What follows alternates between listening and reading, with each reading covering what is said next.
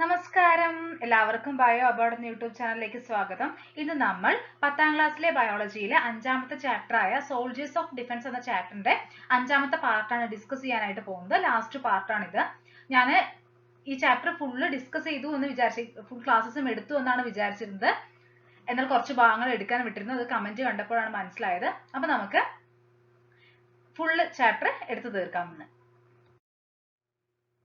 അപ്പൊ നമുക്ക് ലബോറട്ടറി ടെസ്റ്റുകളെ കുറിച്ച് ആദ്യം നോക്കാം. കഴിഞ്ഞ ക്ലാസ്സിൽ നമ്മൾ ഡിഫറെന്റ് ട്രീറ്റ്മെന്റ് മെത്തേഡ്സ് ഒക്കെയാണ് പറഞ്ഞത് അല്ലെ. EEG, ECG അതുപോലെ തന്നെ സ്കാനുകളെ കുറിച്ചൊക്കെ പറഞ്ഞിരുന്നു. അപ്പോൾ ലബോറട്ടറി ടെസ്റ്റ് എന്ന് പറഞ്ഞു കഴിഞ്ഞാൽ നമുക്കറിയാം ലാബുകളിൽ പല ടെസ്റ്റുകൾ നടത്താറുണ്ട് അല്ലെ. ബ്ലഡ് സാമ്പിളിൽ ഒരുപാട് ടെസ്റ്റുകൾ നടത്താറുണ്ട്. അതുപോലെ തന്നെ യൂറിനിൽ ടെസ്റ്റ് ചെയ്യാറുണ്ട്. ഇപ്പോൾ ബ്ലഡിലെ കമ്പണൻസിന്റെ കൗണ്ട് നോക്കാം, ഹീമോഗ്ലോബിന്റെ അളവ് നോക്കാം. ഇവിടെ ഒരു റിപ്പോർട്ട് കൊടുത്തിട്ടുണ്ട് കേട്ടോ. ഹീമോഗ്ലോബിൻ, അതുപോലെ തന്നെ വൈറ്റ് ബ്ലഡ് സെല്ലുകളുടെ എണ്ണം, RBCസിന്റെ എണ്ണം, പ്ലേറ്റ്ലെറ്റുകളുടെ എണ്ണം ഒക്കെ നോക്കാറുണ്ട്. കാരണം അത് കുറയുകയോ കൂടുകയോ ഒക്കെ ചെയ്യുന്നത് ഏതെങ്കിലുമൊക്കെ അസുഖത്തിന്റെ അവസ്ഥയായിരിക്കും അല്ലെ. അപ്പൊ ഏതെങ്കിലും അസുഖം കണ്ടുപിടിക്കാനായിട്ട് നമ്മളെ അത് സഹായിക്കും. അതുപോലെ തന്നെ ബ്ലഡിലുള്ള പല ഹോർമോണുകളുടെ അളവ്, അതുപോലെ ഷുഗറിന്റെ അളവ് ഒക്കെ ചെക്ക് ചെയ്യാറുണ്ട് അല്ലെ. ഷുഗർ ഒക്കെ ടെസ്റ്റ് ചെയ്യാൻ പോകുന്നത് നിങ്ങൾ കണ്ടിട്ടില്ലേ. അപ്പോൾ അങ്ങനെ ബ്ലഡിൽ നമ്മൾ ഡിഫറെന്റ് സബ്സ്റ്റൻസുകളുടെ അളവ് അറിയാനായിട്ട് ടെസ്റ്റുകൾ നടത്താറുണ്ട്. ഇപ്പൊ എക്സാമ്പിൾ പറയുകയാണെങ്കിൽ തൈറോയിഡ് ഹോർമോണിന്റെ അളവൊക്കെ ചെക്ക് ചെയ്യാറുണ്ട്. അതുപോലെ തന്നെ നമ്മളിപ്പോ തൊട്ട് മുമ്പേ പറഞ്ഞു ഷുഗറിന്റെ ഇത് നോക്കാറുണ്ട്. പിന്നെ ബ്ലഡിൽ തന്നെയുള്ള കമ്പോണൻസിന്റെ കൗണ്ട് നോക്കാറുണ്ട്. പിന്നെ ഇത് കൂടാതെ വേറെ എന്തൊക്കെ ടെസ്റ്റുകളാണ് ലാബുകളിൽ ചെയ്യുന്നത്. ഇപ്പോൾ നമുക്ക് എസ്പെഷ്യലി ഇങ്ങനത്തെ ഒരു കണ്ടീഷനിൽ ഫസ്റ്റ് ഓർമ്മ വരുന്നത് എന്താണ്? COVID-19 ടെസ്റ്റ് ചെയ്യുന്നത് തന്നെയാണ് അല്ലെ. RT-PCR ടെസ്റ്റുകളെ കുറിച്ചും ആന്റിജൻ ടെസ്റ്റുകളെ കുറിച്ചൊക്കെ നിങ്ങൾ കേൾക്കുന്നുണ്ടാവും. അപ്പോൾ അങ്ങനെയുള്ള ടെസ്റ്റുകളൊക്കെ നടത്താറുണ്ട്. അതുകൂടാതെ മറ്റു പല അസുഖങ്ങളും നമുക്ക് ഇത്തരത്തിൽ ലാബിൽ പോയിട്ട് ടെസ്റ്റ് ചെയ്യാനായിട്ട് സാധിക്കുന്നുണ്ട്. ഇപ്പൊ HIV, അതുപോലെ തന്നെ നിപ്പ, ഇതൊക്കെ കണ്ടുപിടിക്കുന്നത് എവിടെ നിന്നാണ്? ലാബുകളിൽ നിന്ന് തന്നെയാണ്. ടെസ്റ്റുകൾ നടത്തിയിട്ട് തന്നെയാണ് കണ്ടുപിടിക്കുന്നത്. അപ്പൊ ഇത്തരത്തിലുള്ള വൈറസുകളുടെ സാന്നിധ്യം, അതുപോലെ തന്നെ മറ്റു ബാക്ടീരിയകൾ, അങ്ങനെയുള്ളവയുടെ ഒക്കെ സാന്നിധ്യം കണ്ടുപിടിക്കുന്നത് ലബോറട്ടറി ടെസ്റ്റുകൾ വഴിയാണ്. ഇവിടെ ഒരാളുടെ ടെസ്റ്റ് റിപ്പോർട്ടാണ് കൊടുത്തിരിക്കുന്നത്. കംപ്ലീറ്റ് ബ്ലഡ് കൗണ്ട് ആണ് അവിടെ നോക്കിയിരിക്കുന്നത്. അപ്പൊ ബ്ലഡിലുള്ള കോൺസ്റ്റിറ്റ്യുവൻസിന്റെ ഒക്കെ കൗണ്ട് ആണ് ഇവിടെ നോക്കിയിരിക്കുന്നത്. ഹീമോഗ്ലോബിന്റെ അളവ്, അതുപോലെ തന്നെ വൈറ്റ് ബ്ലഡ് സെല്ലുകളുടെ അളവ്, RBCസിന്റെ അളവ്, പ്ലേറ്റ്ലെറ്റുകളുടെ അളവൊക്കെയാണ് നോക്കിയിരിക്കുന്നത്. അപ്പോൾ ഇവിടെ ടെസ്റ്റ് റിസൾട്ടും കൊടുത്തിട്ടുണ്ട്, നോർമൽ വാല്യൂയും കൊടുത്തിട്ടുണ്ട്. മിക്ക ടെസ്റ്റ് റിപ്പോർട്ടുകളിലും നമുക്ക് ഇത്തരത്തില് നോർമൽ വാല്യൂ കൂടെ കാണാനായിട്ട് സാധിക്കും. അപ്പൊ അത് നോക്കുന്ന സമയത്ത് നമ്മളുടെ ബ്ലഡിലെ ഏതെങ്കിലും ഒന്നിന്റെ അളവ് കൂടുതലാണോ കുറവാണോ എന്നുള്ളത് നമുക്ക് മനസ്സിലാക്കാനായിട്ട് സാധിക്കുന്നു. ഇപ്പൊ ഇവിടെ ഹീമോഗ്ലോബിൻ നോക്കൂ, നോർമൽ വാല്യൂ വരുന്നത് 12 to 17 gram per 100 ml of blood ആണ് പറയുന്നത്. ഇവിടെ ഈ ടെസ്റ്റ് ചെയ്ത വ്യക്തിയുടെ ബ്ലഡില് 12.2 gram ഓഫ് ഹീമോഗ്ലോബിൻ ആണ് കാണപ്പെടുന്നത് ഇൻ 100 ml ബ്ലഡ്. അപ്പോൾ നോർമൽ റേഞ്ചിൽ തന്നെയാണ് അദ്ദേഹത്തിന്റെ ഹീമോഗ്ലോബിന്റെ അളവ് കിടക്കുന്നത് അല്ലെ. സോ ഇത് നോർമൽ കണ്ടീഷനിൽ തന്നെയാണുള്ളത്, കുറവും അല്ല കൂടുതലും അല്ല, ആ നോർമൽ റേഞ്ചിൽ തന്നെയാണ് ഉള്ളത്. ഇനി വൈറ്റ് ബ്ലഡ് സെല്ലുകളുടെ എണ്ണം നോക്കുകയാണെങ്കിൽ നോർമൽ ആയിട്ട് കാണപ്പെടുന്ന എണ്ണം നോക്കൂ.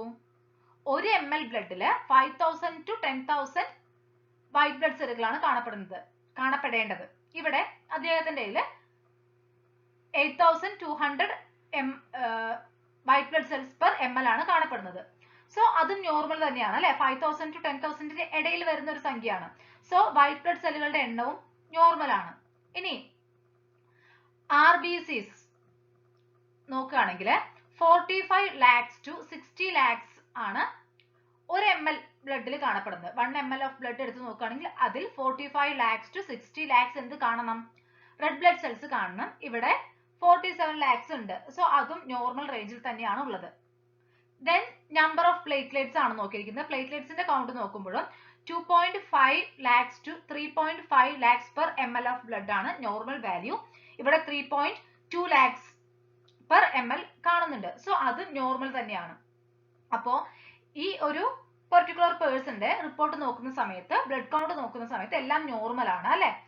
അപ്പൊ ഇത്തരത്തിൽ ഒരുപാട് ടെസ്റ്റുകൾ ലാബിൽ ചെയ്യാറുണ്ട്. അത് ഏതൊക്കെയാണെന്നുള്ളത് നമ്മൾ പറഞ്ഞു അല്ലെ. ഒരുപാട് ഡിസീസുകളൊക്കെ ഐഡന്റിഫൈ ചെയ്യാനായിട്ട് ഇത്തരത്തിൽ ലബോറട്ടറി ടെസ്റ്റുകൾ സഹായിക്കുന്നുണ്ട്. നെക്സ്റ്റ് നമ്മളിപ്പോൾ ഒരു ഹോസ്പിറ്റലിൽ ചെന്നു എന്ന് വിചാരിക്കുക. ജസ്റ്റ് ഒരു ചെറിയ ക്ലിനിക് അല്ല, വലിയ ഹോസ്പിറ്റലുകളിലൊക്കെ ചെന്നു എന്ന് വിചാരിക്കുക.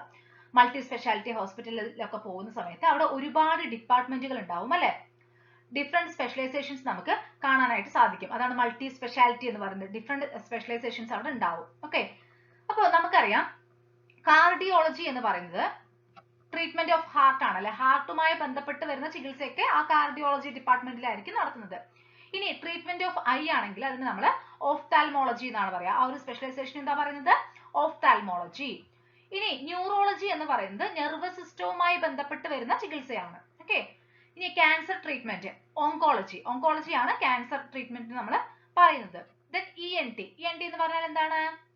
ഇയർ, നോസ്, ത്രോട്ട്, ഈ 3 ഭാഗങ്ങളെ ചികിത്സിക്കുന്ന ഡിപ്പാർട്ട്മെന്റ് ആണ്. അപ്പൊ അങ്ങനെ ഒരുപാട് ഡിഫറെന്റ് സ്പെഷ്യലൈസേഷൻസ് നിങ്ങൾ കേട്ടിട്ടുണ്ടാവും. ഇനി നിങ്ങൾക്ക് കൂടുതൽ അറിയുന്നുണ്ടാവും അല്ലെ. അറിയുന്നത് നിങ്ങൾക്ക് ആഡ് ചെയ്യാം. നമ്മൾ ഈ ചാപ്റ്ററില് ഡിഫറെന്റ് ഡിഫൻസ് മെക്കാനിസങ്ങളെ കുറിച്ച് പഠിച്ചു. നമ്മളുടെ ബോഡിക്കകത്ത് തന്നെ കാണപ്പെടുന്ന ഡിഫറെന്റ് ഡിഫൻസ് മെക്കാനിസങ്ങളെ കുറിച്ച് പഠിച്ചു. ഇത് കൂടാതെ നമ്മൾ ഇമ്മ്യൂണൈസേഷൻ ഓർ വാക്സിനേഷനെ കുറിച്ചും പഠിച്ചിരുന്നു.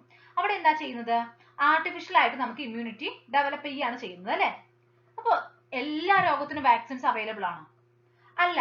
ഇപ്പൊ നമ്മളുടെ ബോഡിക്കകത്ത് ഡിഫൻസ് മെക്കാനിസങ്ങൾ ഉണ്ട് എന്ന് പറഞ്ഞിട്ട് നമുക്ക് രോഗങ്ങളെല്ലാം വരാതിരിക്കുന്നുണ്ടോ? ഇല്ല, രോഗങ്ങൾ വരാറുണ്ട് അല്ലെ. അപ്പൊ നമ്മൾ ആ ഡിസീസുകളുടെ ട്രീറ്റ്മെന്റിന്റെ ഭാഗമായിട്ട് യൂസ് ചെയ്യുന്ന മറ്റൊരു വസ്തുവാണ് മെഡിസിൻസ് എന്ന് പറയുന്നത്. ഈ മെഡിസിൻസ് എന്ന് പറയുന്നത് ഒന്നില്ലെങ്കിൽ പ്ലാന്റ്സിൽ നിന്നോ അനിമൽസിൽ നിന്നോ മൈക്രോ ഓർഗാനിസങ്ങളിൽ നിന്നോ ഒക്കെ എക്സ്ട്രാക്ട് ചെയ്തെടുക്കുന്ന സബ്സ്റ്റൻസുകളാവാം. ഇത്തരത്തിലുള്ള ലിവിങ് ഓർഗാനിസങ്ങളിൽ നിന്ന് തന്നെ എക്സ്ട്രാക്ട് ചെയ്തെടുക്കുന്ന സബ്സ്റ്റൻസ് ആവാം ഈ മെഡിസിൻസ് എന്ന് പറയുന്നത്. അല്ലെങ്കിൽ ലാബുകളിലൊക്കെ സിന്തസൈസ് ചെയ്യുന്ന കെമിക്കൽ സബ്സ്റ്റൻസുകളാവാം. അപ്പൊ ഇത് രണ്ടും ഇങ്ങനെ മരുന്നുകൾ ഉണ്ടാക്കാനായിട്ട് ഉപയോഗിക്കാറുണ്ട്. നമുക്കിനി ഈ മെഡിസിൻസിൽ വരുന്ന ആന്റിബയോട്ടിക്കുകളെ കുറിച്ച് നോക്കാം. നിങ്ങൾ ചിലപ്പോൾ കോമൺ ആയിട്ട് കേട്ടിട്ടുണ്ടാവും അല്ലെ. ആന്റിബയോട്ടിക്കുകൾ എന്നൊക്കെ നിങ്ങൾ എന്തായാലും കേട്ടിട്ടുണ്ടാവും. ഡോക്ടർമാര് ചില അസുഖങ്ങളൊക്കെ വരുന്ന സമയത്ത് ആന്റിബയോട്ടിക്സ് പ്രിസ്ക്രൈബ് ചെയ്യാറുണ്ട്. അപ്പോൾ എന്താണ് ആന്റിബയോട്ടിക്സ് എന്ന് പറയുന്നത്? അതൊരു മെഡിസിൻ ആണ്. മൈക്രോ ഓർഗാനിസങ്ങളിൽ നിന്നൊക്കെ എക്സ്ട്രാക്ട് ചെയ്തെടുക്കുന്ന മെഡിസിൻ ആണ്. ബാക്ടീരിയ, ഫംഗി പോലെയുള്ള മൈക്രോ ഓർഗാനിസങ്ങളിൽ നിന്നും എക്സ്ട്രാക്ട് ചെയ്തെടുക്കുന്ന മെഡിസിൻസ് ആണ്. ഇവ ബാക്ടീരിയകളെ നശിപ്പിക്കാൻ വേണ്ടിയാണ് ഉപയോഗിക്കുന്നത്. അത് പ്രത്യേകം നോട്ട് ചെയ്യേണ്ട കാര്യമാണ്. എന്തിനു വേണ്ടിയാണ് ഉപയോഗിക്കുന്നത്? ബാക്ടീരിയകളെ നശിപ്പിക്കാൻ വേണ്ടിയാണ് ഉപയോഗിക്കുന്നത്. എക്സ്റ്റേണലി യൂസ് ചെയ്യുന്ന ആന്റിബയോട്ടിക്കുകൾ ഉണ്ട്, ഇന്റേണലി ഉപയോഗിക്കുന്ന ആന്റിബയോട്ടിക്കുകൾ ഉണ്ട്. അപ്പോ ആന്റിബയോട്ടിക്കുകൾ എന്ന് പറയുന്നത് ബാക്ടീരിയൽ ഡിസീസുകളെയൊക്കെ ട്രീറ്റ് ചെയ്യാനാണ് തരിക കേട്ടോ. അപ്പൊ നമുക്ക് ഡോക്ടർ ആന്റിബയോട്ടിക് പ്രിസ്ക്രൈബ് ചെയ്യണമെങ്കിൽ നമുക്കൊരു ബാക്ടീരിയൽ ഇൻഫെക്ഷൻ ആയിരിക്കും ഉണ്ടാവുക. ആ ബാക്ടീരിയയെ നശിപ്പിക്കാൻ വേണ്ടിയാണ് എന്ത് തരുന്നത്? ആന്റിബയോട്ടിക്സ് തരുന്നത്. ഇപ്പൊ എക്സ്റ്റേണലി യൂസ് ചെയ്യാന്ന് പറയുമ്പോൾ പുറമെ ഇപ്പൊ മുറിവൊക്കെ ഉണ്ടെങ്കിൽ മുറിവിലൊക്കെ യൂസ് ചെയ്യുന്നില്ലേ, അത്തരത്തിലുള്ള ഓയിൻമെന്റ് പോലെയൊക്കെ അങ്ങനെയുള്ളതാവാം. അല്ലെങ്കിൽ ഇന്റേണലി നമ്മൾ കഴിക്കുന്ന മെഡിസിൻസ് ആവാം. അപ്പൊ ആന്റിബയോട്ടിക്കുകൾ എന്താണെന്ന് മനസ്സിലായില്ലേ? ബാക്ടീരിയകളെ നശിപ്പിക്കാനായിട്ട് ഉപയോഗിക്കുന്ന മെഡിസിൻസ് ആണ്. ഇത് മൈക്രോ ഓർഗാനിസങ്ങളിൽ നിന്നാണ് എക്സ്ട്രാക്ട് ചെയ്ത് എടുക്കുന്നത്. ആരാണ് ആന്റിബയോട്ടിക്കുകൾ കണ്ടുപിടിച്ചെന്ന് അറിയുമോ നിങ്ങൾക്ക്? അലക്സാണ്ടർ ഫ്ലെമിംഗ് എന്ന സയന്റിസ്റ്റ് ആണ്. അലക്സാണ്ടർ ഫ്ലെമിംഗ് 1928 ആന്റിബയോട്ടിക്കുകൾ ഡിസ്കവർ ചെയ്തു. അദ്ദേഹം ഇതൊരു ഇന്റൻഷനലി ചെയ്ത പ്രോസസ് ഒന്നും അല്ല. അതായത് ആന്റിബയോട്ടിക്കുകൾ കണ്ടുപിടിക്കാനായിട്ട് ചെയ്തതൊന്നും അല്ല, ആക്സിഡന്റലി ഡിസ്കവർ ചെയ്യാണ് ഉണ്ടായത്. പെൻസിലിയം നൊട്ടാറ്റം എന്നൊരു ഫംഗസിന് ബാക്ടീരിയകളെ നശിപ്പിക്കാനുള്ള കഴിവുണ്ട് എന്ന് അദ്ദേഹത്തിന് മനസ്സിലായി.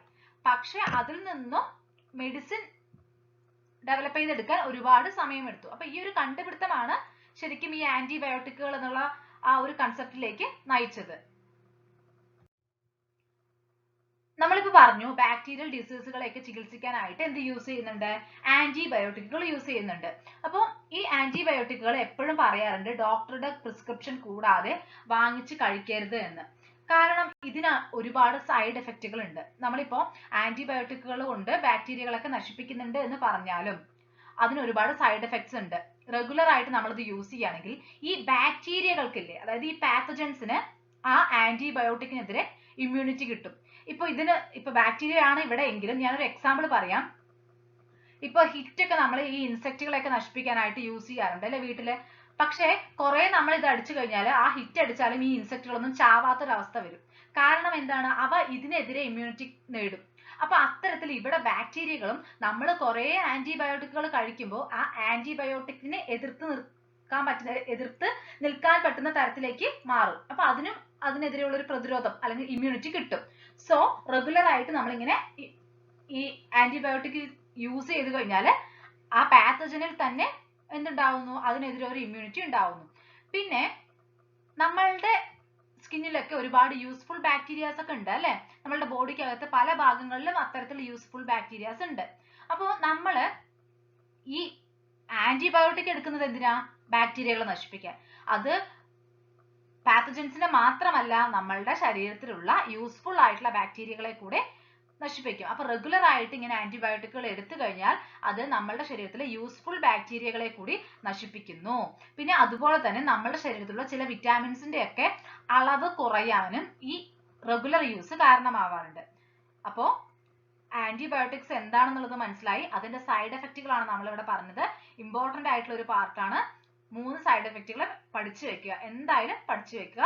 പരീക്ഷയ്ക്ക് ചോദിക്കാൻ സാധ്യതയുള്ള പാർട്ടാണ്. നമ്മളിപ്പോ ആന്റിബയോട്ടിക്കുകൾ ബാക്ടീരിയകൾക്കെതിരെയാണ് ഉപയോഗിക്കുന്നത് എന്നുള്ളത് പറഞ്ഞിരുന്നു അല്ലെ. അപ്പൊ വൈറസുകൾക്കും ഫംഗസുകൾക്കും എതിരെ എന്തായിരിക്കും ഉപയോഗിക്കുന്നുണ്ടാവുക? ആന്റി ഫംഗൽ മെഡിസിൻസും ആന്റി വൈറൽ മെഡിസിൻസും അവൈലബിൾ ആണ്. അപ്പോൾ വൈറൽ ഇൻഫെക്ഷൻസ് അല്ലെങ്കിൽ ഫംഗൽ ഇൻഫെക്ഷൻസ് ഒക്കെ വരുന്ന സമയത്ത് ആന്റി വൈറൽ മെഡിസിൻസും ആന്റി ഫംഗൽ മെഡിസിൻസും ഒക്കെയാണ് യൂസ് ചെയ്യുന്നത്. ആന്റിബയോട്ടിക്സ് ബാക്ടീരിയകൾക്കെതിരെ ഉപയോഗിക്കുന്ന മരുന്നുകളാണ്. അപ്പോൾ ഇതിൽ ഏതാണെങ്കിലും നമ്മൾ ഒരു ഡോക്ടറുടെ പ്രിസ്ക്രിപ്ഷൻ കൂടാതെ കഴിക്കരുത് എന്ന് എപ്പോഴും പറയാറുണ്ട് അല്ലെ. അതെന്തുകൊണ്ടാണ്? ഇപ്പൊ നമുക്ക് ഒരു ഡോക്ടർ ഒരു മരുന്ന് പ്രിസ്ക്രൈബ് ചെയ്യുന്നത് ഒരു പെർട്ടിക്കുലർ കണ്ടീഷൻ ആയിരിക്കും. അപ്പൊ ആ സമയത്ത് വന്ന ബാക്ടീരിയക്ക് ആയിരിക്കും അവർ ആ ഒരു മരുന്ന് തരുന്നത്. നമ്മൾ വേറെ ഏതെങ്കിലും ഒരു അസുഖം വരുമ്പോൾ അല്ലെങ്കിൽ ഇതുപോലത്തെ ഒരു ലക്ഷണം പിന്നീട് ഉണ്ടാവുമ്പോൾ ഇതേ മരുന്ന് തന്നെ കഴിക്കാൻ പാടില്ല. അതുപോലെ തന്നെ ഏജിനനുസരിച്ച് നമ്മുടെ ഹെൽത്ത് കണ്ടീഷൻ അനുസരിച്ചൊക്കെ തരുന്ന മരുന്ന് മാറുന്നുണ്ടാവും. അതുകൊണ്ട് തന്നെ നമ്മൾ വേറെ ആർക്കെങ്കിലും പറഞ്ഞു കൊടുത്ത മരുന്നൊന്നും നമ്മൾ വാങ്ങിച്ച് കഴിക്കരുത്. അപ്പോൾ ഒരിക്കലും ഈ ആന്റിബയോട്ടിക്കുകളും അതുപോലെ തന്നെ ആന്റി ഫംഗൽ മെഡിസിൻസ് ആയിക്കോട്ടെ ആന്റി വൈറൽ മെഡിസിൻസ് ആയിക്കോട്ടെ ഇവയൊന്നും ഡോക്ടറുടെ പ്രിസ്ക്രിപ്ഷൻ കൂടാതെ കഴിക്കാൻ പാടില്ല. ഏതൊരു മരുന്നും അങ്ങനെ കഴിക്കാതിരിക്കുന്നത് തന്നെയാണ് നല്ലത്. നമ്മൾ അസുഖം വന്നു കഴിഞ്ഞാൽ ഡോക്ടറുടെ അടുത്തേക്ക് പോകുന്നതായിരിക്കും ബെറ്റർ എപ്പോഴും. ഇവിടെ ഈ ചിത്രം നോക്കൂ. ഈ 3 ചിത്രങ്ങളിലും പെട്ടെന്നൊരു കണ്ടീഷൻ ഉണ്ടാവുന്ന സമയത്ത് ഹോസ്പിറ്റലിലേക്ക് എത്തിക്കുന്നതിന് മുമ്പേ ഫസ്റ്റ് എയ്ഡ് നൽകുന്നതാണ് കാണിച്ചിരിക്കുന്നത്. ഇതെന്താണ്? ആർട്ടിഫിഷ്യൽ റെസ്പിറേഷൻ നൽകുകയാണ് ചെയ്യുന്നത്.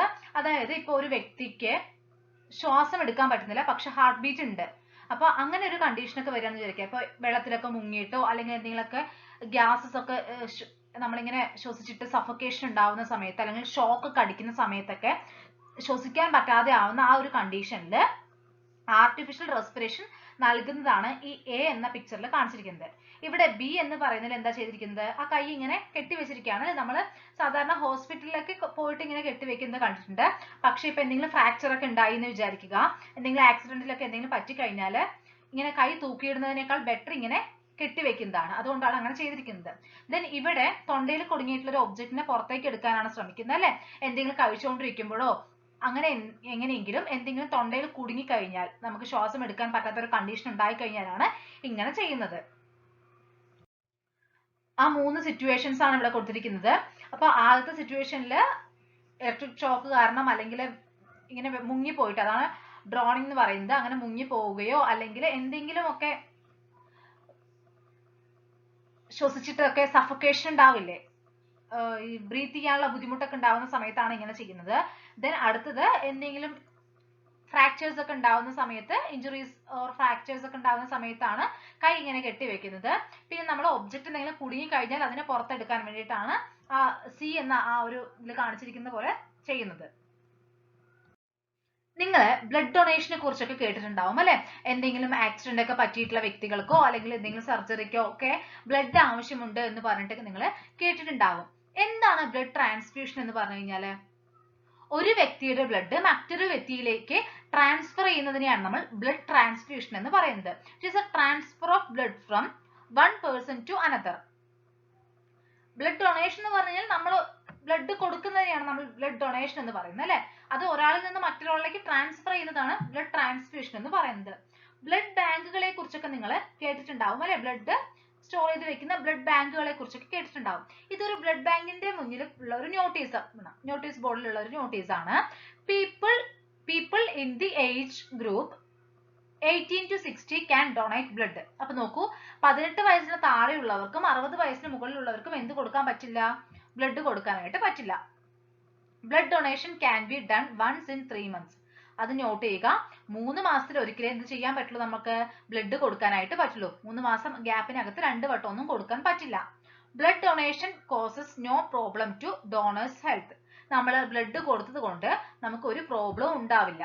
പലർക്കും അങ്ങനെ ഒരു തെറ്റിദ്ധാരണയൊക്കെ ഉണ്ടാവും അല്ലെ, അയ്യോ നമ്മളുടെ ബ്ലഡ് കൊടുത്തു കഴിഞ്ഞാൽ എന്ത് ചെയ്യും എന്നുള്ള ഒരു തെറ്റിദ്ധാരണയൊക്കെ ഉണ്ടാവും. ഒരിക്കലും നമുക്കത് ദോഷമൊന്നും ചെയ്യില്ല. കാരണം ഇപ്പൊ നമുക്കറിയാം നമ്മളുടെ RBCസിന് ഒക്കെ ഒരു പെർട്ടിക്കുലർ ലൈഫ് സ്പാൻ ഉണ്ട് അല്ലെ, അത് കഴിഞ്ഞാൽ അത് നശിച്ചു പോകും, പകരം പുതിയ സെല്ലുകൾ ഉണ്ടാവുന്നുണ്ട്. അപ്പോൾ നമ്മൾ ബ്ലഡ് ഡൊണേറ്റ് ചെയ്തു എന്നുള്ളത് കൊണ്ട് ഒരു നഷ്ടം ഉണ്ടാവില്ല, പകരം ഈ കമ്പണൻസ് ഒക്കെ വീണ്ടും ബ്ലഡ് പുതുതായിട്ട് വീണ്ടും ഉണ്ടായിക്കോളും. Okay. Pregnant woman and breast feeding mothers should not donate blood. Pregnant ആയിട്ടുള്ള വ്യക്തികൾക്കും അതുപോലെ തന്നെ പാല് കൊടുക്കുന്ന അമ്മമാരില്ലേ, ബ്രസ്റ്റ് ഫീഡിംഗ് മദേഴ്സും ഒന്നും എന്ത് കൊടുക്കരുത്? ബ്ലഡ് കൊടുക്കരുത്. പിന്നെ മെയിൻ ആയിട്ടുള്ള ഒരു കാര്യം, കമ്മ്യൂണിക്കബിൾ ഡിസീസസ്, അതായത് ബ്ലഡിലൂടെയൊക്കെ പകരുന്ന രോഗങ്ങളില്ലേ, അങ്ങനെയുള്ളവരൊന്നും ഒരിക്കലും ബ്ലഡ് ഡൊണേറ്റ് ചെയ്യരുത്. ഇപ്പോൾ HIV ഒക്കെ ഉള്ള ഒരു പേഷ്യന്റ് അറിയാതെയൊക്കെ ബ്ലഡ് കൊടുത്തു കഴിഞ്ഞാൽ ആലോചിച്ച് നോക്കൂ, ആ ബ്ലഡ് സ്വീകരിക്കുന്ന ആൾക്കും വരാൻ സാധ്യതയുണ്ട് അല്ലെ. അതുപോലെ തന്നെയാണ് ബ്ലഡിലൂടെ ട്രാൻസ്മിറ്റ് ചെയ്യുന്ന ഡിസീസുകളൊക്കെ ഉണ്ടെങ്കിൽ അത് ആ ബ്ലഡ് സ്വീകരിക്കുന്ന ആൾക്ക് വരാൻ സാധ്യതയുണ്ട്. സോ അത്തരത്തിലുള്ള അസുഖങ്ങളൊന്നും ഉള്ളവര് ബ്ലഡ് ഡൊണേറ്റ് ചെയ്യരുത്. ഇനി നമുക്ക് ബ്ലഡ് ഗ്രൂപ്പിങ്ങിനെ കുറിച്ച് നോക്കാം. എല്ലാവർക്കും ഒരേ ബ്ലഡ് ഗ്രൂപ്പ് ആണോ ഉള്ളത്? അല്ല അല്ലേ. ടോട്ടൽ എത്ര തരത്തിലുള്ള ബ്ലഡ് ഗ്രൂപ്പ്സ് ഉണ്ടെന്ന് നിങ്ങൾക്ക് അറിയുമോ? A ഉണ്ട്, B ഉണ്ട്, AB ഉണ്ട്, O ഉണ്ട്. അതിൽ ഓരോന്നിലും തന്നെ പോസിറ്റീവ് ഉണ്ട്, നെഗറ്റീവ് ഉണ്ട് അല്ലെ. ഈ A, B അങ്ങനെയൊക്കെ പേരിട്ടിരിക്കുന്നത് എന്തിന്റെ ബേസിസിലാണെന്ന് അറിയുമോ? റെഡ് ബ്ലഡ് സെല്ലുകളിൽ പ്രസന്റ് ആയിട്ടുള്ള ആന്റിജൻ എയുടെയും ആന്റിജൻ ബിയുടെയും പ്രസൻസ് നോക്കിയിട്ടാണ്, പ്രസൻസ് ഓർ ആബ്സെൻസ് നോക്കിയിട്ടാണ് നമ്മൾ ഈ ബ്ലഡ് ഗ്രൂപ്പിംഗ് നടത്തിയിട്ടുള്ളത്. വരുന്ന ആന്റിജൻ അനുസരിച്ചിട്ടാണ് നമ്മൾ ബ്ലഡിന്റെ ഗ്രൂപ്പ് ആ ഒരു പേര് കൊടുക്കുന്നത്. അതെങ്ങനെയാണെന്നുള്ളത് പറഞ്ഞുതരാം. അതിനു മുമ്പ് ഇപ്പൊ നമ്മൾ ആന്റിജനുകളുടെ കാര്യം പറഞ്ഞില്ലേ, ഈ ആന്റിജൻ മാത്രമല്ലാതെ ബ്ലഡ് പ്ലാസ്മയിൽ സ്പെഷ്യൽ ആന്റിബോഡീസ് കാണപ്പെടുന്നുണ്ട്. ഈ ആന്റിബോഡീസിന് നമ്മളുടെ ബ്ലഡ് ട്രാൻസ്ഫ്യൂഷനിൽ പ്രധാനമായിട്ടുള്ളൊരു റോൾ ഉണ്ട്. അതെന്താണെന്നുള്ളതും ഞാൻ പറഞ്ഞുതരാം. അതിനു മുമ്പ് നമ്മൾ എങ്ങനെ പേര് കൊടുത്തിരിക്കുന്നത് എന്നുള്ളത് നോക്കാം. ഇപ്പോ ആന്റിജൻ എയുടെയും ആന്റിജൻ ബിയുടെയും കാര്യം പറഞ്ഞു അല്ലെ. ഈ ആന്റിജൻ എ ഉള്ള ബ്ലഡ് ഗ്രൂപ്പ് ആണ് എ എന്ന് പറയുന്നത്. നമുക്ക് ഈ ഒരു ടേബിൾ നോക്കാം. അതിൽ ഈ ആന്റിബോഡികളുടെ കാര്യം അവിടെ നിൽക്കട്ടെ. ആദ്യം നമുക്ക് ആന്റിജൻസും ബ്ലഡ് ഗ്രൂപ്പും നോക്കാം. ആന്റിജൻ എ ആണ് ബ്ലഡിൽ കാണപ്പെടുന്നത് എങ്കിൽ അത്തരത്തിലുള്ള ബ്ലഡ് ഗ്രൂപ്പ് ആണ് എ എന്ന് പറയുന്നത്. അപ്പോൾ ഒരു വ്യക്തിയുടെ ബ്ലഡിലെ റെഡ് ബ്ലഡ് സെല്ലുകളിൽ ആന്റിജൻ എ കാണപ്പെടുന്നുണ്ട് എങ്കിൽ അവരുടെ ബ്ലഡ് ഗ്രൂപ്പ് ഏതാണ്? എ ആണ്. ഇനി ആന്റിജൻ ബി ആണെങ്കിലോ അവരുടെ ബ്ലഡ് ഗ്രൂപ്പ് ബി ആയിരിക്കും. ഇനി ചിലവരില് ഇത് രണ്ടും കാണപ്പെടാം. ഈ റെഡ് ബ്ലഡ് സെല്ലുകളിൽ ആന്റിജൻ എയും കാണപ്പെടാം, ആന്റിജൻ ബിയും കാണപ്പെടാം. അങ്ങനെ ആന്റിജൻ എയും ആന്റിജൻ ബിയും ഒരുമിച്ച് കാണപ്പെടുന്നുണ്ടെങ്കിൽ അത്തരത്തിലുള്ള ബ്ലഡ് ഗ്രൂപ്പ് ആണ് എ ബി എന്ന് പറയുന്നത്. അപ്പൊ ഒരു പേഴ്സണ് എ ബി എന്ന ബ്ലഡ് ഗ്രൂപ്പ് ആണെങ്കിൽ അവരില് ആന്റിജൻ എയും കാണുന്നുണ്ടാവും, ആന്റിജൻ ബിയും കാണുന്നുണ്ടാവും. നിങ്ങൾ എ ബി മാത്രമാണോ കേട്ടിട്ടുള്ളത്? അല്ല, O എന്ന ബ്ലഡ് ഗ്രൂപ്പ് കൂടി കേട്ടിട്ടുണ്ടാവും അല്ലെ. അപ്പൊ O എന്ന വ്യക്തികളിലാണെങ്കിലോ അവരില് ആന്റിജൻ എയും ഉണ്ടാവില്ല, ആന്റിജൻ ബിയും ഉണ്ടാവില്ല. അപ്പൊ ആന്റിജൻ എയും ആന്റിജൻ ബിയും കാണപ്പെടുന്നില്ല എങ്കിൽ ആ ബ്ലഡ് ഗ്രൂപ്പ് ആണ് O എന്ന് പറയുന്നത്. ഓക്കെ. അപ്പൊ ആന്റിജന്റെ പ്രസൻസിനെ ബേസ് ചെയ്തിട്ടാണ് നമ്മൾ ബ്ലഡ് ഗ്രൂപ്പിംഗ് ചെയ്തിട്ടുള്ളത്. ആന്റിജൻ എ കാണപ്പെടുന്നുണ്ടെങ്കിൽ ബ്ലഡ് ഗ്രൂപ്പ് എ ആയിരിക്കും. ആന്റിജൻ ബി മാത്രമാണ് കാണുന്നതെങ്കിൽ ബ്ലഡ് ഗ്രൂപ്പ് ബി ആയിരിക്കും. ഇനി ആന്റിജൻ എയും ആന്റിജൻ ബിയും കാണപ്പെടുന്നുണ്ടെങ്കിൽ ബ്ലഡ് ഗ്രൂപ്പ് ഏതായിരിക്കും? എ ബി ആയിരിക്കും. ഇനി രണ്ട് ആന്റിജനുകളും കാണപ്പെടുന്നില്ലെങ്കിലോ O എന്ന ബ്ലഡ് ഗ്രൂപ്പ് ആയിരിക്കും. അപ്പൊ നമ്മൾ ആന്റിജനുകളുടെ കാര്യം പറഞ്ഞു. ഇത് കൂടാതെ പ്ലാസ്മയിൽ ആന്റിബോഡികൾ കൂടെ ഉണ്ടെന്ന് പറഞ്ഞില്ലേ. ഈ പ്ലാസ്മയിൽ കാണപ്പെടുന്ന ആന്റിബോഡികൾ നിങ്ങൾ ഓപ്പോസിറ്റ് ആയിട്ട് പഠിച്ചു വെക്കണം കേട്ടോ. ഇപ്പോ ആന്റിജൻ എ ആണെങ്കിൽ അവിടെ ആന്റിബോഡി എ കാണപ്പെടില്ല, അങ്ങനെ പഠിച്ചു വെക്കും. ഓക്കെ. ആന്റിജൻ എ ആണെങ്കിൽ അവിടെ ആന്റിബോഡി എ കാണപ്പെടില്ല. അപ്പൊ ആന്റിബോഡി അവിടെ ബി ആണ് കാണപ്പെടുക. ആകെ രണ്ട് ആന്റിബോഡികളാണ്, സ്മോൾ എ സ്മോൾ ബി എന്ന് നമുക്ക് അതിനെ റെപ്രസെന്റ് ചെയ്യാം. അപ്പോ ആന്റിജൻ എ ആണെങ്കിൽ ആന്റിബോഡി എ കാണില്ല. സോ അവിടെ എന്തായിരിക്കും ഉണ്ടാവുക? ബി ആയിരിക്കും ഉണ്ടാവുക. ഇനി ആന്റിജൻ ബി ആണ് ബ്ലഡിൽ കാണപ്പെടുന്നത് എങ്കിൽ ആന്റിബോഡി ബി ഉണ്ടാവില്ല. അപ്പൊ അവിടെ ഏതായിരിക്കും ഉണ്ടാവുക? എ ആയിരിക്കും ഉണ്ടാവുക. അതെന്തുകൊണ്ടാണ് ഞാൻ ഇങ്ങനെ പറയുന്നതെന്ന് വെച്ച് കഴിഞ്ഞാല് ഇവിടെ എ ബി നോക്കൂ. എ ബി വരുമ്പോൾ അവിടെ എയും കാണുന്നില്ല ബിയും കാണുന്നില്ല, അവിടെ ആന്റിബോഡികളെ കാണുന്നില്ല. ഇപ്പൊ സപ്പോസ് നമ്മൾ എ വരുമ്പോൾ ബി വരുന്നു, ബി വരുമ്പോൾ എ വരുന്നു എന്ന് പഠിച്ചു കഴിഞ്ഞാൽ അപ്പൊ എ ബി വരുമ്പോൾ രണ്ടും വരണ്ടേ എന്ന് നിങ്ങൾക്ക് തോന്നും അല്ലെ, കൺഫ്യൂഷൻ ആയി പോകും. അതുകൊണ്ടാണ് എ വരികയാണെങ്കിൽ അവിടെ ആന്റിബോഡി എ കാണില്ല, ബി വരികയാണെങ്കിൽ ആന്റിബോഡി ബി കാണപ്പെടില്ല എന്ന് പറഞ്ഞത്. അപ്പോ ആന്റിജൻ എയും ബിയും വരികയാണെങ്കിലോ സ്മോൾ എ സ്മോൾ ബി, അതായത് രണ്ട് ആന്റിബോഡികളും അവിടെ കാണപ്പെടുന്നില്ല. സോ എ ബി എന്ന ബ്ലഡ് ഗ്രൂപ്പില് ആന്റിബോഡികൾ ഒന്നും തന്നെ ഇല്ല. ഓക്കെ, ഇനി ഒ എന്ന ഗ്രൂപ്പ് എടുത്ത് നോക്കുകയാണെങ്കിൽ അവിടെ എയും ഇല്ല ബിയും ഇല്ല, അതുകൊണ്ട് തന്നെ ആന്റിബോഡി രണ്ടും കാണപ്പെടുന്നുണ്ട്. മനസ്സിലായോ? ഒരിക്കൽ കൂടി പറയാം. ബ്ലഡ് ഗ്രൂപ്പ് എ ആണെങ്കിൽ അവിടെ കാണപ്പെടുന്ന ആന്റിജൻ എന്ന് പറയുന്നത് എ ആയിരിക്കും, അതുകൊണ്ട് തന്നെ ആന്റിബോഡി ഏതായിരിക്കും? ബി ആയിരിക്കും. എ കാണപ്പെടില്ലല്ലോ. ഓക്കെ, ഇനി ബ്ലഡ് ഗ്രൂപ്പ് ബി ആണെങ്കിൽ അവിടെ കാണപ്പെടുന്ന ആന്റിജൻ ബി ആണ്. സോ ഇവിടെ ആന്റിബോഡി എ ആയിരിക്കും, ബി കാണപ്പെടില്ല. ഓക്കെ, ഇനി എ ബി എന്ന ബ്ലഡ് ഗ്രൂപ്പ് വരികയാണെങ്കിൽ അവിടെ രണ്ട് ആന്റിജനും കാണുന്നുണ്ട്, അതുകൊണ്ട് തന്നെ ഇവിടെ രണ്ട് ആന്റിബോഡിയും ഇല്ല. ഇനി ഒ എന്ന ബ്ലഡ് ഗ്രൂപ്പ് എടുത്താൽ അവിടെ ആന്റിജനുകളൊന്നുമില്ല, പക്ഷേ ആന്റിബോഡി എയും ബിയും കാണപ്പെടുന്നുണ്ട്. ഇനി നമ്മള് പോസിറ്റീവ് നെഗറ്റീവ് എന്നുള്ള കാര്യം പറഞ്ഞിരുന്നു അല്ലെ. നമുക്കറിയാം, ജസ്റ്റ് നമ്മൾ ബ്ലഡ് ഗ്രൂപ്പ് പറയുമ്പോൾ എ എന്ന് മാത്രമല്ല പറയാം, എ പോസിറ്റീവ് ആണോ എ നെഗറ്റീവ് ആണോ എന്നൊക്കെ പറയും. ഈ പോസിറ്റീവും നെഗറ്റീവും നിർണ്ണയിക്കുന്നതും ഒരു പെർട്ടിക്കുലർ ആന്റിജന്റെ പ്രസൻസ് ആണ്.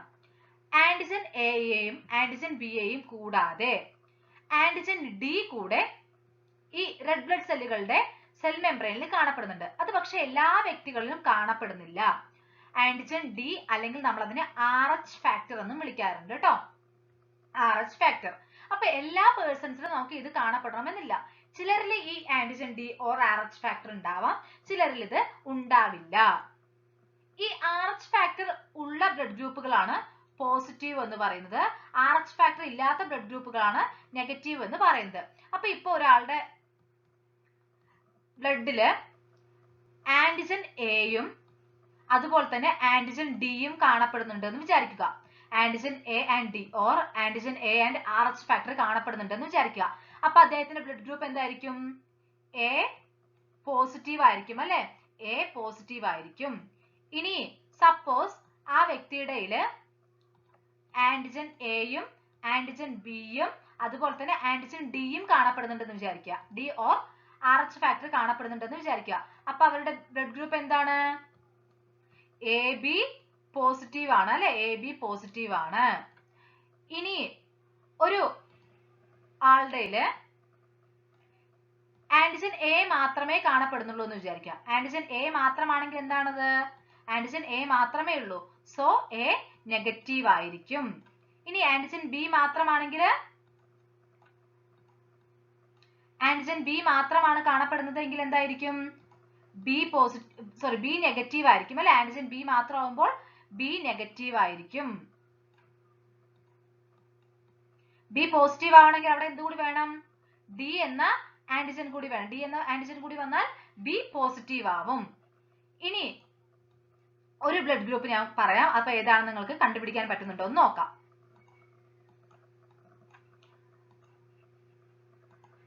ആന്റിജൻ ഡി മാത്രമാണ് അവിടെ കാണപ്പെടുന്നത്. അതേതായിരിക്കും? ആന്റിജൻ ഡി മാത്രമാണെങ്കിൽ O പോസിറ്റീവ് ആയിരിക്കും അല്ലെ, ആന്റിജൻ ഡി മാത്രമാണെങ്കിൽ O പോസിറ്റീവ് ആയിരിക്കും. കാരണം ആന്റിജൻ എയും ഇല്ല ആന്റിജൻ ബിയും ഇല്ല, സോ O എന്ന ബ്ലഡ് ഗ്രൂപ്പ് ആണ്. ഡി കാണപ്പെടുന്നുണ്ട്, സോ പോസിറ്റീവ് വന്നു, അപ്പൊ O പോസിറ്റീവ്. ഇനി ഒരു വ്യക്തിയുടെ ബ്ലഡില് ആന്റിജൻസ് ഒന്നും കാണുന്നില്ല, എയും ഇല്ല ബിയും ഇല്ല ഡിയും ഇല്ല, അപ്പൊ അതെന്തായിരിക്കും? O നെഗറ്റീവ് ആയിരിക്കും അല്ലെ. അപ്പൊ എങ്ങനെയാണ് ബ്ലഡ് ഗ്രൂപ്പുകൾ നിർണ്ണയിക്കുന്നത് മനസ്സിലായില്ലേ? ആന്റിജന്റെ പ്രസൻസ് നോക്കിയിട്ടാണ്. അപ്പൊ ആന്റിജൻസ് തന്നു കഴിഞ്ഞാൽ അത് ഏതാണ് ബ്ലഡ് ഗ്രൂപ്പ് എന്ന് നിങ്ങൾക്ക് കണ്ടുപിടിക്കാൻ പറ്റും അല്ലെ. ഇനി നമ്മളിപ്പോ ബ്ലഡ് ട്രാൻസ്ഫ്യൂഷൻ സമയത്ത് ആന്റിബോഡികൾക്ക് പ്രധാനമായിട്ടുള്ള ഒരു റോൾ ഉണ്ടെന്ന് പറഞ്ഞു അല്ലെ, ആദ്യം പറഞ്ഞു. അതെന്താണെന്ന് പറഞ്ഞു തരാം കേട്ടോ. അപ്പോ നമ്മളിപ്പോ ഒരാൾക്ക് എ ബ്ലഡ് ഗ്രൂപ്പ് ഉള്ള ഒരാൾക്ക് ബി ബ്ലഡ് ഗ്രൂപ്പ് കൊടുത്തു എന്ന് വിചാരിക്കുക. ഓക്കെ, ബി ബ്ലഡ് ഗ്രൂപ്പുള്ള ഒരാളുടെ ബ്ലഡ് എ ബ്ലഡ് ഗ്രൂപ്പുള്ള ഒരാൾക്ക് കൊടുത്തു എന്ന് വിചാരിക്കുക. അപ്പൊ നോക്കൂ, ആ ബി എന്ന ബ്ലഡില് ബി എന്ന ആന്റിജൻ ഉണ്ട് അല്ലെ. ഈ വ്യക്തിയുടെ ബ്ലഡിൽ, അതായത് എ എന്ന ഇതുള്ള ആളാണല്ലോ ഇത് സ്വീകരിച്ചത്, അപ്പൊ ആ വ്യക്തിയുടെ ബ്ലഡില് ബി എന്ന ആന്റിബോഡിയും ഉണ്ട്. ഓക്കെ, അപ്പൊ ആ വരുന്ന ബി ആന്റിജനും ഈ ബി ആന്റിബോഡിയും കൂടെ എന്ത് ചെയ്യുന്നു? റിയാക്ട് ചെയ്യുന്നു. എന്നിട്ട് ബ്ലഡ് ക്ലോട്ട് ഉണ്ടാവും. അങ്ങനെ രക്തം കട്ട പിടിക്കുന്ന ഒരു കണ്ടീഷൻ ഉണ്ടാവും. അപ്പൊ അതുകൊണ്ടാണ് നമ്മൾ അൺമാച്ചിങ് ആയിട്ടുള്ള ബ്ലഡ് ഒരിക്കലും സ്വീകരിക്കരുത് എന്ന് പറയുന്നത്. ഒരു ആന്റിജൻ നമ്മുടെ ശരീരത്തിൽ വന്നു കഴിഞ്ഞാൽ സ്വാഭാവികമായും നമ്മുടെ ശരീരം അതിനെതിരെ പ്രതികരിക്കും അല്ലെ. ഒരു ഫോറിൻ ആന്റിജൻ നമ്മുടെ ശരീരത്തിൽ എത്തിക്കഴിഞ്ഞാൽ നമ്മളുടെ ബോഡി അതിനെതിരെ പ്രതികരിക്കും. ഇപ്പൊ അൺമാച്ചിങ് ബ്ലഡ് എത്തിക്കഴിഞ്ഞാൽ ഈ ഡോണറിന്റെ ബ്ലഡിലുള്ള ആന്റിജനും റെസിപ്പിയന്റിന്റെ ബ്ലഡിലുള്ള ആന്റിബോഡിയും തമ്മിൽ എന്ത് ചെയ്യുന്നു? റിയാക്ട് ചെയ്യുന്നു. എന്നിട്ട് ബ്ലഡ് ക്ലോട്ട് ഉണ്ടാവുന്നു. അതുകൊണ്ടാണ് നമുക്ക് എല്ലാവരുടെയും രക്തം സ്വീകരിക്കാൻ പറ്റാത്തത്. ഇപ്പൊ മനസ്സിലായില്ലേ? റെസിപ്പിയന്റ് എ ആണെന്ന് വിചാരിക്കുക, തരുന്ന ബ്ലഡ് ബി ആണെന്ന് വിചാരിക്കുക. അപ്പൊ ഈ ബി എന്ന ബ്ലഡ് ഗ്രൂപ്പില് ബി എന്ന ആന്റിജൻ കാണപ്പെടുന്നുണ്ട്, ഇവിടെയാണെങ്കിൽ ബി എന്ന ആന്റിബോഡി കാണപ്പെടുന്നുണ്ട്. അപ്പൊ അത് രണ്ടും തമ്മിൽ റിയാക്ട് ചെയ്യാൻ ചാൻസ് ഇല്ലേ? സോ അവിടെ ബ്ലഡ് ക്ലോട്ട് ഉണ്ടാവും. അതുകൊണ്ടാണ് അൺമാച്ചിങ് ബ്ലഡ് സ്വീകരിക്കാൻ പറ്റില്ല എന്ന് പറയുന്നത്. ഇൻഡിക്കേറ്റേഴ്സിന്റെ ആൻസേഴ്സ് നമ്മൾ ഓൾറെഡി ഡിസ്കസ് ചെയ്തതാണ് ഒരു വീഡിയോയില്. അതിന്റെ ലിങ്ക് ഡിസ്ക്രിപ്ഷൻ ബോക്സിൽ കൊടുക്കാം. ആന്റിജൻസ് ആൻഡ് ബ്ലഡ് ഗ്രൂപ്പ്സ് ആണ് പറയുന്നത്. അപ്പൊ നമുക്കറിയാം ഏതൊക്കെ ആന്റിജൻ ഏതൊക്കെ ബ്ലഡ് ഗ്രൂപ്പിനെയാണ് തീരുമാനിക്കുന്നത്. എ വന്നു കഴിഞ്ഞാല് എ ആണ്, ബി വന്നാല് ബി ആണ്, എ ബി വന്നാല് എ ബി എന്ന ബ്ലഡ് ഗ്രൂപ്പ് ആണ്, ഒരു ആന്റിജനും ഇല്ലെങ്കിൽ ഒ എന്ന ഗ്രൂപ്പാണ്. ഇനി ആന്റിബോഡീസ് ആൻഡ് ബ്ലഡ് ഗ്രൂപ്പ്സ്. അപ്പൊ എ എന്ന ബ്ലഡ് ഗ്രൂപ്പില് ബി എന്ന ആന്റിബോഡി, ബി എന്ന ബ്ലഡ് ഗ്രൂപ്പില് എ എന്ന ആന്റിബോഡി, എ ബിയിലാണെങ്കിൽ ആന്റിബോഡികൾ ഒന്നുമില്ല, ഓയിലാണെങ്കിൽ എയും ബിയും കാണപ്പെടുന്നു. ഇനി ആർച്ച് ഫാക്ടർ എന്ന് പറഞ്ഞു കഴിഞ്ഞാൽ എന്താണ്? അതൊരു ആന്റിജൻ തന്നെയാണ് അല്ലെ. റെഡ് ബ്ലഡ് സെല്ലുകളുടെ മെംബ്രെയിനിൽ കാണപ്പെടുന്ന ഒരു ആന്റിജൻ ആണ് ആർച്ച് ഫാക്ടർ എന്ന് പറയുന്നത്. ഇതിന്റെ പ്രസൻസ് ഓർ ആബ്സെൻസ് ആണ് ബ്ലഡ് ഗ്രൂപ്പ് നെഗറ്റീവ് ആണോ പോസിറ്റീവ് ആണോ എന്ന് തീരുമാനിക്കുന്നത്. ഇതെല്ലാവരിലും കാണപ്പെടണമെന്നില്ല. ആർച്ച് ഫാക്ടർ ഉണ്ടെങ്കിൽ ആ ബ്ലഡ് ഗ്രൂപ്പ് പോസിറ്റീവ് ആയിരിക്കും. ആർച്ച് ഫാക്ടർ ഇല്ലാത്ത ആൾക്കാരുടെ ബ്ലഡ് ഗ്രൂപ്പ് നെഗറ്റീവ് എന്നാണ് നമ്മൾ റെപ്രസെന്റ് ചെയ്യുക. നമുക്കിനി ഈ ടേബിൾ ഒന്ന് ഫില്ല് ചെയ്ത് നോക്കിയാലോ? നിങ്ങൾ എന്തായാലും സ്വന്തമായിട്ട് ഫില്ല് ചെയ്യാൻ പറ്റുമോ എന്നുള്ളതൊന്ന് പോസ് ചെയ്തിട്ട് ചെയ്ത് നോക്കൂ. അത് ചെയ്ത് കഴിഞ്ഞിട്ട് ഞാൻ പറയുന്നത് ബാക്കി കേട്ടാൽ മതി. ഓക്കെ, അപ്പൊ ഞാൻ ഇപ്പൊ പറഞ്ഞു തരാം. എന്തായാലും നിങ്ങൾ ഒറ്റയ്ക്ക് തന്നെ ഫില്ല് ചെയ്യാൻ നോക്കണം കേട്ടോ. അപ്പൊ ആന്റിജൻ എ ആണ് കാണപ്പെടുന്നത്. ആന്റിജൻ എ മാത്രമാണ് അല്ലെ. അപ്പൊ അത് ഏതായിരിക്കും? ബ്ലഡ് ഗ്രൂപ്പ് ഏതായിരിക്കും? ആന്റിജൻ എ മാത്രമാണ് അല്ലെ. അപ്പോ എ നെഗറ്റീവ് ആയിരിക്കും. എ നെഗറ്റീവ് ആയിരിക്കും ബ്ലഡ് ഗ്രൂപ്പ് എന്ന് പറയുന്നത്. ഇനി ഇവിടെ നോക്കൂ, ആന്റിജൻ എയും ആന്റിജൻ ഡിയും കാണുന്നുണ്ട്. സോ അതെന്തായിരിക്കണം? എ പോസിറ്റീവ് ആയിരിക്കും അല്ലെ. എ പോസിറ്റീവ് ആയിരിക്കും ഈ ബ്ലഡ് ഗ്രൂപ്പ്. ഇനി ആന്റിജൻ എ കാണുന്നു, ബി കാണുന്നു, ഡി കാണുന്നു. അപ്പൊ അതേതാണ്? എ ബി പോസിറ്റീവ് ആണ് അല്ലെ. എ ബി പോസിറ്റീവ് ആണ് വരിക. ഓക്കെ, ഇനി ബി മാത്രമാണെങ്കിലോ? ബി മാത്രമാണെങ്കിൽ ബി നെഗറ്റീവ് ആയിരിക്കും അല്ലെ. ബി മാത്രമാകുമ്പോൾ ബി നെഗറ്റീവ് ആയിരിക്കും. ഇനി ബിയും ഡിയും കാണപ്പെടുന്നുണ്ടെങ്കിലോ?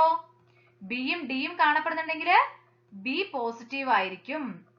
ചിലപ്പോൾ നിങ്ങൾക്ക് എക്സാമിന് ഇങ്ങനെ ആന്റിജൻ മാത്രം പറയാം, ആന്റിജന്റെ പ്രസൻസ് മാത്രം പറയാം. അപ്പോൾ ഏത് ബ്ലഡ് ഗ്രൂപ്പ് ആണെന്നുള്ളത് ഐഡന്റിഫൈ ചെയ്യാനൊക്കെ ചോദിക്കാറുണ്ട്. അതുകൊണ്ടാണ് ഇങ്ങനെ ചെയ്യുന്നത് കേട്ടോ. ഇനി എയും ബിയും കാണപ്പെടുന്നുണ്ട്. എയും ബിയും മാത്രമാണ് അവിടെ ഉള്ളത്. അപ്പൊ അത് ഏതായിരിക്കും? എ ബി നെഗറ്റീവ് ആയിരിക്കും അല്ലെ. എ ബി നെഗറ്റീവ് ആയിരിക്കും അത്. ഇനി അടുത്തത് നോക്കൂ, ഒരു ആന്റിജനും കാണപ്പെടുന്നില്ല. ഒരു ആന്റിജനും കാണപ്പെടുന്നില്ലെങ്കിൽ ഏതായിരിക്കും ബ്ലഡ് ഗ്രൂപ്പ്? ഓ നെഗറ്റീവ് ആയിരിക്കും അല്ലെ. ഓ നെഗറ്റീവ് ആയിരിക്കും ബ്ലഡ് ഗ്രൂപ്പ് വരുന്നത്. ഇനി ഡി മാത്രമാണെങ്കിലോ? ഡി മാത്രം കാണുന്നുണ്ടെങ്കിൽ അത് ഏതായിരിക്കും? ഓ പോസിറ്റീവ് ആയിരിക്കും അല്ലെ. ഓ പോസിറ്റീവ് ആയിരിക്കും ഡി മാത്രം കാണപ്പെടുന്നുണ്ടെങ്കിൽ. അപ്പോ എ മാത്രമാണെങ്കിൽ എ നെഗറ്റീവ്, എയും ഡിയും വരുന്നുണ്ടെങ്കിൽ എ പോസിറ്റീവ്. എയും ബിയും ഡിയും വരികയാണെങ്കിൽ എ ബി പോസിറ്റീവ്. ബി മാത്രമാണെങ്കിൽ ബി നെഗറ്റീവ്. ബിയും ഡിയും ഉണ്ടെങ്കിൽ ബി പോസിറ്റീവ്. ഇനി എയും ബിയും മാത്രമാണെങ്കിൽ എ ബി നെഗറ്റീവ്. ഇനി ആന്റിജൻസ് ഒന്നും ഇല്ലെങ്കിൽ ഓ നെഗറ്റീവ്. ഡി എന്ന ആന്റിജൻ മാത്രം ഉണ്ടെങ്കിൽ ഓ പോസിറ്റീവ്. ഇനി ഇതിൽ കാണപ്പെടുന്ന ആന്റിബോഡികളുടെ കാര്യം നമുക്ക് ഇപ്പുറത്തുനിന്ന് എഴുതി നോക്കിയാലോ. എ ആണെങ്കിൽ അവിടെ ഏതായിരിക്കും? എ ആണെങ്കിൽ എ കാണില്ല, സോ ബി ആയിരിക്കും അല്ലെ. ഇവിടെയും ആന്റിബോഡി ബി തന്നെ ആയിരിക്കും. ഇനി എ ബി പോസിറ്റീവിന്റെ കേസ് എടുത്ത് നോക്കുകയാണെങ്കിൽ അവിടെ 2 ആന്റിജൻസും കാണുന്നത് കൊണ്ട് തന്നെ അവിടെ ആന്റിബോഡികളൊന്നും കാണുന്നില്ല. ഇനി ബി നെഗറ്റീവിന്റെ കാര്യത്തിലാണെങ്കിൽ ബി ആണെങ്കിൽ അവിടെ ഏതായിരിക്കും? എ ആയിരിക്കും അല്ലെ. ബി ഉള്ളത് കൊണ്ട് അവിടെ എ ആയിരിക്കും കാണുന്നത്, ബി കാണില്ലല്ലോ. ഇനി ബി പോസിറ്റീവ് ആണെങ്കിൽ എ എന്ന ആന്റിബോഡി ആയിരിക്കും കാണുന്നത്. ഇനി എ ബി നെഗറ്റീവ് അവിടെ രണ്ടും കാണുന്നത് കൊണ്ട് തന്നെ അവിടെ എന്താണ്? 2 ആന്റിജൻ ഉള്ളത് കൊണ്ട് തന്നെ ആന്റിബോഡി ഏതും ഇല്ല, നിൽ. ഇനി ഓ നെഗറ്റീവ് ഓ പോസിറ്റീവ് ഇത് രണ്ടാണെങ്കിൽ അവിടെ 2 ആന്റിജൻസും ഇല്ലാത്തത് കൊണ്ട് 2 ആന്റിബോഡിയും കാണുന്നുണ്ടാവും, എയും ബിയും കാണുന്നുണ്ടാവും. നമുക്കിനി പ്ലാന്റ്സിലുള്ള ഡിഫൻസ് മെക്കാനിസംസ് നോക്കാം. പ്ലാന്റ്സില് ലീവ്സില് വാക്സ് കവറിങ്ങും ക്യൂട്ടിക്കിളും കാണുന്നുണ്ട്. ഈ വാക്സ് കവറിങ്ങും ക്യൂട്ടിക്കിളും ലീവ്സിലൂടെയുള്ള ജേംസിന്റെ എൻട്രി പ്രിവെന്റ് ചെയ്യുന്നു. ഇനി ബാർക്ക് ഉള്ളിലുള്ള സെല്ലുകളെയൊക്കെ പ്രൊട്ടക്ട് ചെയ്ത് നിർത്തുകയാണ് ചെയ്യുന്നത്. അപ്പൊ ഈ പാത്തജൻസുമായിട്ട് കോണ്ടാക്ട് വരാതെ ഉള്ളിലുള്ള സെല്ലുകളെയൊക്കെ പ്രൊട്ടക്ട് ചെയ്ത് നിർത്തുന്ന ആരാണ്? ബാർക്കാണ്. ദെൻ സെൽ വോൾ നമുക്കറിയാം, പ്ലാന്റ്സിലെ സെൽ മെംബ്രെയിനു പുറമെ, അതായത് പ്ലാസ്മ മെംബ്രെയിനു പുറമെ ഒരു സെൽ വോൾ കൂടെ കാണപ്പെടുന്നുണ്ട് അല്ലെ. അതൊരു റെസിസ്റ്റന്റ് കോട്ടാണ്. ഈ പാത്തജൻസിനെ ഒന്നും ഉള്ളിലേക്ക് കടത്തിവിടാതെ, സെല്ലിനകത്തേക്ക് കടത്തിവിടാതെ തടഞ്ഞു നിർത്തുന്ന ഒരു റെസിസ്റ്റന്റ് കോട്ടാണ് ഈ സെൽ വോൾ എന്ന് പറയുന്നത്. ഇതിലുള്ള ലിഗ്നിൻ, ക്യൂട്ടിൻ, സുബറിൻ ഒക്കെ സെൽ വോളിന്റെ റിജിഡിറ്റി കൂട്ടുന്നു. ഓക്കെ.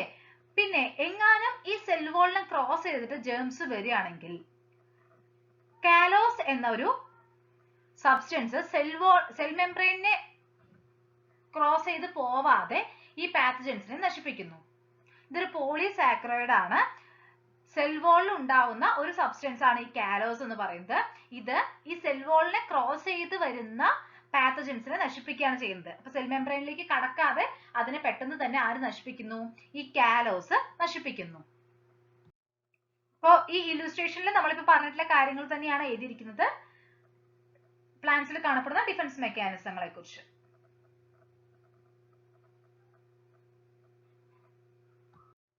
അപ്പൊ ഇപ്പൊ നമ്മളുടെ സോൾജേഴ്സ് ഓഫ് ഡിഫൻസ് എന്ന ചാപ്റ്റർ മുഴുവനായി തീർന്നു. ഈ ഒരു പാർട്ട് ഞാൻ ഓൾറെഡി ഡിസ്കസ് ചെയ്തിട്ടുണ്ട് എന്നാണ് വിചാരിച്ചത്, പക്ഷേ വിട്ടുപോയതാണ്. മലയാളം മീഡിയം എടുത്തപ്പോൾ ഇതും എടുത്തു എന്ന് വിചാരിച്ചതായിരിക്കണം. കമന്റ് കണ്ടപ്പോഴാണ് ഈ ഒരു പാർട്ട് ഇട്ടിട്ടില്ല എന്ന് മനസ്സിലായത്. നിങ്ങൾക്ക് എല്ലാവർക്കും ഈ ഒരു വീഡിയോ ഹെൽപ്ഫുൾ ആയി എന്ന് വിചാരിക്കുന്നു, മനസ്സിലായിട്ടുണ്ടെന്ന് വിചാരിക്കുന്നു. എന്തെങ്കിലും സംശയങ്ങളൊക്കെ ഉണ്ടെങ്കിൽ കമന്റ് ചെയ്യണം. നിങ്ങളുടെ അഭിപ്രായങ്ങളും കമന്റ് ചെയ്യാൻ മറക്കരുത്. അതുപോലെ തന്നെ ബയോ അബോർഡ് എന്ന ഈ ചാനലിലെ വീഡിയോസ് നിങ്ങൾ ആദ്യമായിട്ടാണ് കാണുന്നതെങ്കിൽ സബ്സ്ക്രൈബ് ചെയ്യാൻ മറക്കരുത്. Thank you.